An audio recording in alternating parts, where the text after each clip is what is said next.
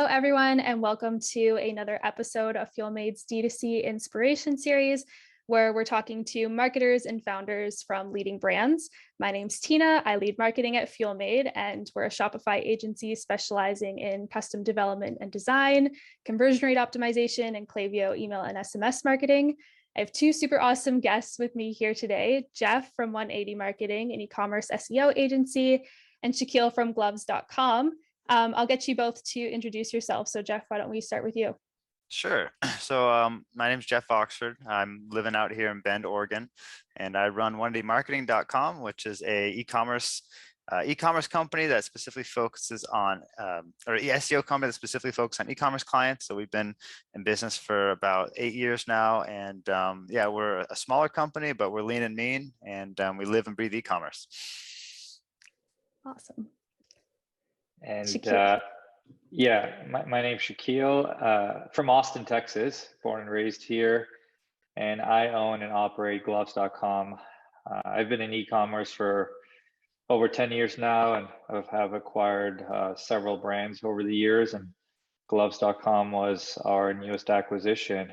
We sell disposable gloves to the medical field and other mom and pop stores like tattoo artists, nail salons. And our goal is to be the market leader in disposable gloves. I love that. That's awesome. Thank you both for joining. I'm super excited. Today's chat's going to be all about content and SEO. So Jeff, I'm going to pass over the Q&A for you to lead as our SEO expert. Sure.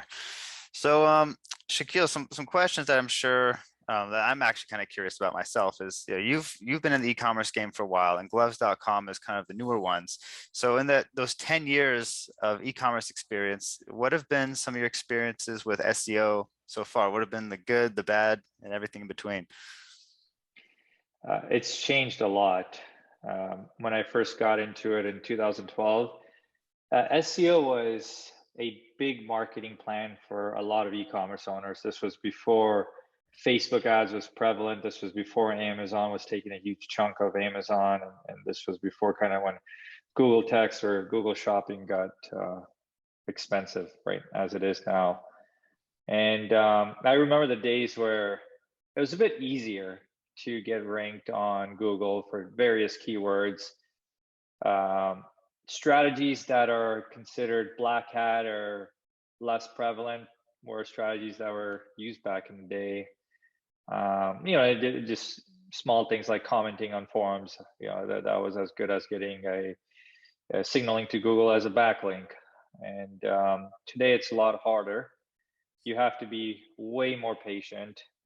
And I think Google has definitely changed their ways of ranking search engine optimized keywords. Before, you sort of had your paid ads at the top and paid ads on the right side, and now you have paid ads at the top with your Q&A, with your local shopping, with your Google shopping. So you kind of get pushed down a little bit more. So it's even more important to not even rank number 4, but how do you get to number 1? And that's been the challenge, and that's been the goal for us. Awesome. And were you guys mostly doing in the past SEO in-house, or were you working with providers? We've done both. We've had challenges, and across our 15 companies that we own in e-commerce, more than half of our traffic is SEO. So it's a big part in our sort of ecosystem. And we've definitely tried a lot of SEO agencies. You know, as any agency should, they sell themselves quite a bit. They will definitely ding the previous SEO companies and fault them on things. I mean, everyone kind of does this, and I expect that from even a paid or paid marketing agency. But we haven't had the best luck. We've changed maybe over 20 agencies in the past. It seems like it's just a high turnover, but yeah, we haven't had the best luck in dealing with the SEO agency. We've tried some in-house. We've tried sort of taking a la carte approach with hiring content folks to write content for us. We've hired outsourced people to do link building for us. So yeah, we've tried that approach as well, and that's been okay. It hasn't allowed us to scale as much as we would have liked. Mm. So I'm sure a lot of people listening might be in a similar boat where they've tried working with agencies and the results have been hit or miss, or negative ROI. What would your advice be to someone who's, maybe they've gotten burned by an agency or a few agencies? I mean, it sounds like you have, but you kind of kept chugging along. Like, what have you learned about how to find a good agency partner to work with? Go work with Jeff's agency.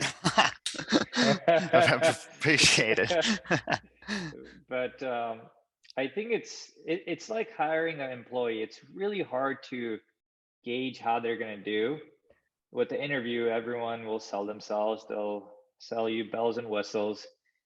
And when the time comes, I think it's really hard. But what I like to do is at least ask for some type of case study, some type of proof, some type of documentation that has shown that they have taken this company from X amount of visitors to even higher X amount of organic visitors.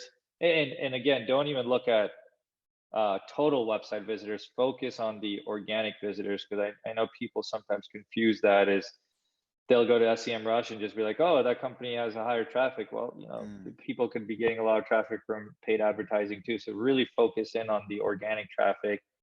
Ask for referrals or some type of past performance. And some of them may have NDAs, that's fine, but they could block out any company's names with those two things. And number three, ask them their strategy.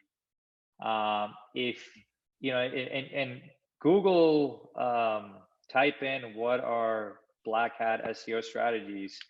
That was one thing I was scared about, and then that's the reason why I went with Jeff in the first place. Is a lot of agencies may charge you, let's just say $50 a link. That doesn't mean it's going to be a good quality link. Someone could promise you 1,000 links. Again, that doesn't mean they're good quality links. You could get 1,000 low quality links and it's not going to move the needle. But if you could get one good link, that can move the needle. All right. So I think you need to be asking yourselves, what is the strategy that they're going to be going with? And I think if you could kind of get those three in order, you should have a better chance of going with a good agency. Awesome. Good tips. So yeah, you've been burned in the past. We start working together at the beginning of 2021. Having all those experiences with agencies and then going through the sales process, what was your expectations going to the SEO campaign? Were you cautiously optimistic? Was there still some skepticism? What were your thoughts kind of those first few weeks and months of start kicking off the SEO engagement? Yeah, I was tiptoeing. I was, because of the past experience, I was a bit more of a skeptic, especially because there's a brand new domain. So gloves.com did not have any prior history. It was a domain that I just acquired for, I don't know why I did this, but I acquired for a lot of money. And I wanted to go with somebody that isn't going to screw up the value of the domain. I did not want to get blacklisted. So I was definitely cautious, and I told myself I have to be patient. I think everyone just kind of wants that instant gratification. They could put up an ad and start seeing revenue from it, but SEO is completely different. You have to wait for that. And sometimes when you wait 3 months and still don't even see results, people become impatient. I told myself, I'm going to give it at least 6 months. Luckily, we started seeing results, I think, within month 2, which was great. And we've just seen a upwards trend since. Awesome. So I'll talk about that a little bit. It's just the SEO plan we put in place. So like Shaquille said, this is a brand new domain. No backlinks, no content, new website. So we pretty much had a clean slate to look for. It is all kind of forward moving. We didn't have to do go back and do content audits. We didn't have to go back and do link audits. We could just start with a clean slate and move forward, which made things a little bit easier as an SEO company. So first thing we started with was doing keyword research. We kind of had 2 different types of keywords we're going for. One would be what we call like a head term, which would be something like just the keyword gloves or nitrile gloves or latex gloves. These are typically more competitive, but they also have way more search volume. Then when we started the campaign, all of these head terms were getting pretty much over 100,000 searches per month, just given the COVID-19 pandemic. But we also wanted to find long tail keywords that were maybe they didn't have as much search volume, but they were lower competition. And this would be keywords like blue nitrile gloves or small nitrile gloves, ones that will still convert but aren't as competitive. So we put a lot of time into finding all the keywords we want to target. And then we started making recommendations of the pages we need to have to target those keywords. So, we had a bunch of category pages for, nitrile gloves, latex gloves, vinyl gloves. And then for the kind of more specific long tail keywords like blue nitrile gloves, small nitrile gloves, we decided we're going to target those on the actual individual product pages. So we built all that out. We optimized those pages using title tags, meta descriptions, putting the keywords in the header tags, and also doing a lot with the content. So a lot of research went into figuring out which keywords need to be mentioned in the content, how frequently and where, and then going ahead and write that content to put on the page. And so we most of the content creation we started off initially was on just the category pages and product pages, so that when Google came to see those pages, they could see those keywords in there and build up that relevancy. And then later on in the campaign, we started moving more towards blog posts just to kind of increase more traffic that it might not be as high converting, but it's still a way to show Google that we are the experts on nitrile gloves and start ranking as such. We also did some technical analysis on the new site. So the site was built on Shopify.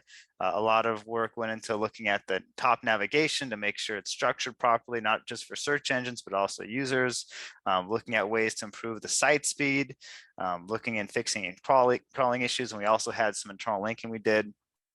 And so those are kind of like the main staples of the site itself. It was actually kind of a quicker on-page campaign just because it was a newer site. And I think Shaquille, when you started, didn't have a massive catalog of SKUs. Is relatively manageable, if I remember. Yeah, initially, if you use a Wayback Machine or something and look at how it looked at the beginning of this year, imagine it's a Word document and someone takes a screenshot of that and just paste that on the website. It was just like this one pager. Right. Absolutely horrible. Yeah, so it was super small, which gave it a lot less to work, a lot less that had to be done. And we were able to get through the on page in just about 4 to 6 weeks. So in that time, we were able to do all the research, make all the optimization changes necessary, publish all the new content changes. And I'd say 90 to 95% of the work was on link building. So, that we crossed off all those boxes and we went really heavy into just building backlinks. And like Shaquille said, we want to be really careful, all the more it's a brand new domain and a very expensive domain. So we didn't want to get it penalized by Google. So some of the strategies we used was just kind of general blogger outreach, finding relevant blogs that talk about medical topics, health topics, but also kind of branching off into that and finding other use cases. So like Shaquille mentioned, they sell to tattoo artists. So we could find a connection to tattoo blogs. They sell to auto mechanics. We could find auto blogs and talk about proper equipment for repairing your car, or working on your car, things like that. So we did a lot of relationship building with these bloggers, did a lot of outreach. We did a little bit of guest posting. We also did some content marketing. So we create a piece of content and then promote that out to relevant websites. We had a lot of success creating these sort of niche specific discount codes. So we created a discount code just for first responders, a discount code just for nurses, a discount code just for veterans. And we promoted to all these groups, and the timing was perfect because being in the middle of the pandemic, everyone's looking to support, we're all looking to support our nurses, we're all looking to support our first responders. And there's a lot of these communities that are looking to help promote these sort of discount codes for these communities. So those took off and got a lot of backlinks. The guest blogging got a lot of backlinks, the blogger outreach got a lot of backlinks. And then we even did a scholarship program where we, helping students just pay for college by offering a scholarship. That was able to get some backlinks from some relevant .edu, or get some backlinks from authoritative .edu websites. And all those things combined together really had a big impact on rankings and traffic. So before I have a few notes about the performance, but I guess Shaquille, you have your own metrics you're watching. What did you notice as far as performance as some of these items got implemented and we started getting the link building?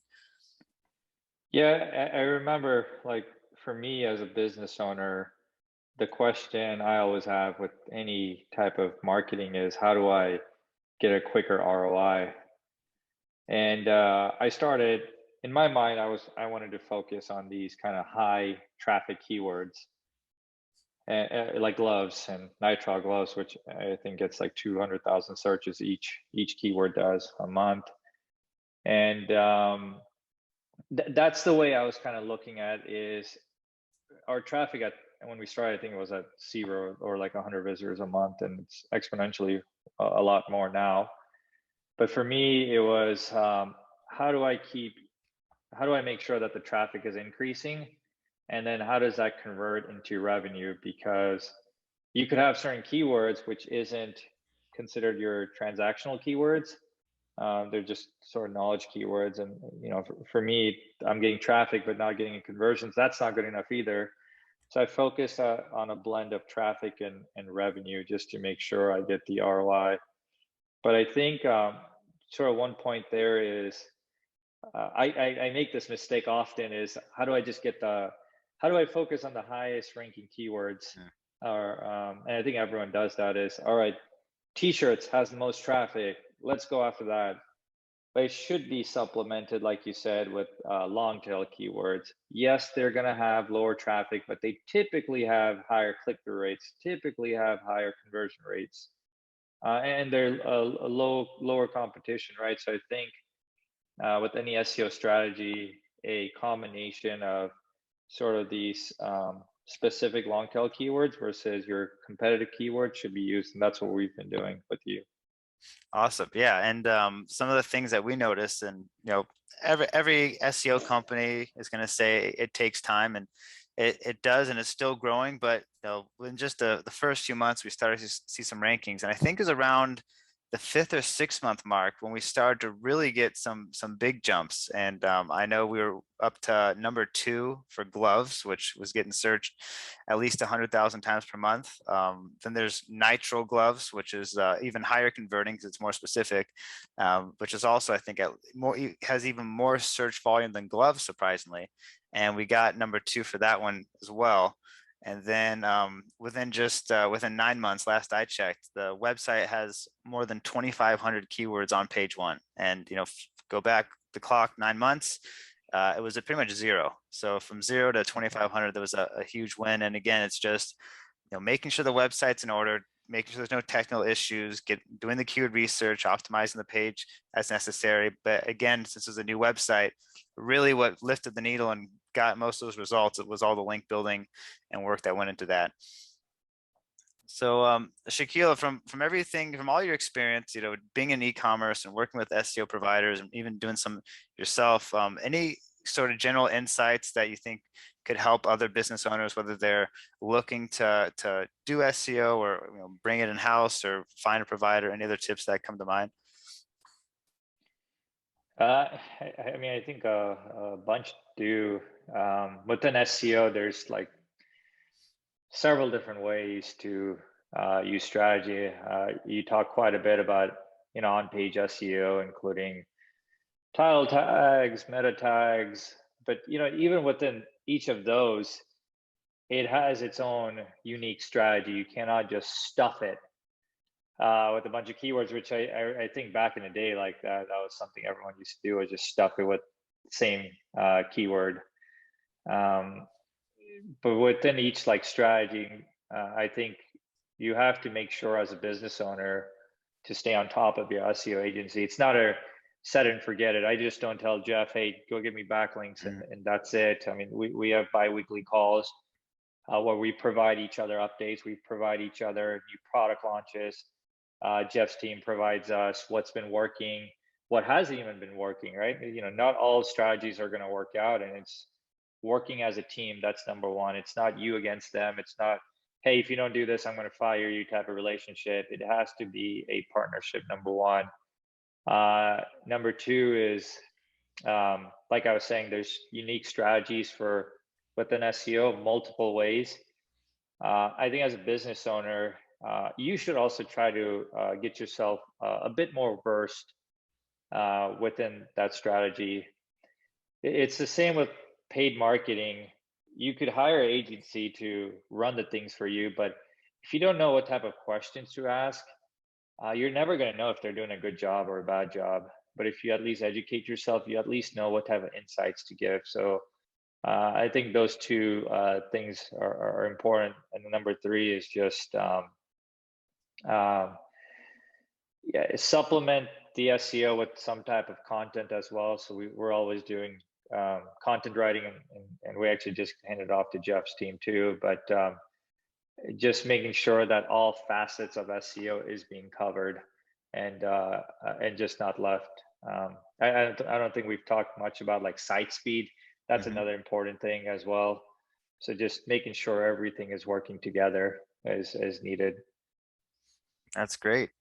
Well, Shaquille, it's great hearing straight from you, kind of your experience with all this. And Tina, I think that kind of covers the main things that we wanted to go over. Awesome. It was super great to hear both of your insights on that. But before we wrap up here, I'd love just to let anyone listening in know where they can learn more about 180 Marketing and gloves.com. Shaquille, maybe you want to share first? Yeah, I guess you could go to the website gloves.com, or if you want to reach out to me, it's just Shaquille@gloves.com. Perfect. Yep. And our website's just 180marketing.com. And if you want to just email me directly, it's just jeff@180marketing.com. Awesome. Thank you both for sharing. For everyone listening in, we have an ebook available. It has all of the tactics, strategies, key metrics, and so much more from all of the brands that we're talking with in this series. So I'll link to it in the comments. It's free to download, and we'll see you at our next episode. And Jeff and Shaquille, thanks so much for joining today. Great. Thanks, Tina. Thanks.